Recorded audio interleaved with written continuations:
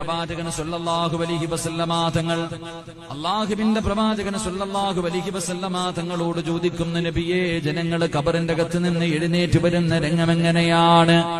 പ്രവാചകനതാ തന്റെ അനുചരന്മാരോട് പറഞ്ഞു കൊടുക്കുന്നു, ഖബറിന്റെ അകത്ത് നിന്ന് എഴുന്നേറ്റ് വരുന്ന രംഗമെങ്ങനെയെന്നറിയുമോ?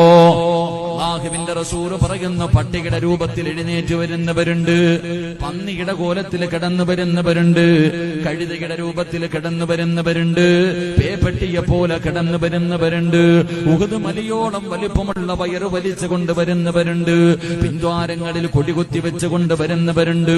അല്ലാഹുവിന്റെ പ്രവാചകൻ സല്ലല്ലാഹു അലൈഹി വസല്ലമ തങ്ങൾ തന്റെ സ്വഹാബാക്കളോട് പറഞ്ഞു കൊടുക്കുന്നു, സ്വഹാബാ, എന്റെ സമുദായം 41 വിഭാഗത്തിലാണ്. ഖബറിന്റെ അകത്ത് നിന്ന് എഴുന്നേറ്റ് നാളെ പടച്ചുറപ്പിന്റെ പരലോകത്തേക്ക് കടന്നു വരുന്നതെന്ന് അല്ലാഹുവിന്റെ പ്രവാചകൻ അവിടെന്ന് പറഞ്ഞു തരുമ്പോ, എന്റെ പ്രിയമുള്ളവരെ, അതാ ആടുകൾ അതാ നയിച്ചു കൊണ്ടുപോകുന്നത് പോലെ എല്ലാവരും ഖബറിന്റെ അകത്ത് നിന്ന് എഴുന്നേൽക്കുകയാണ്.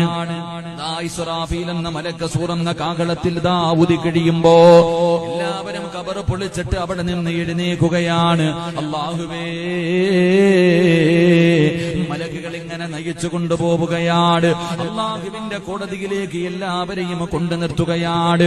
പടച്ചവനെ, ആകാശത്ത് നിന്നതാ മലക്കുകൾ ഓരോ കവാടങ്ങളിൽ ആകാശത്തിന്റെ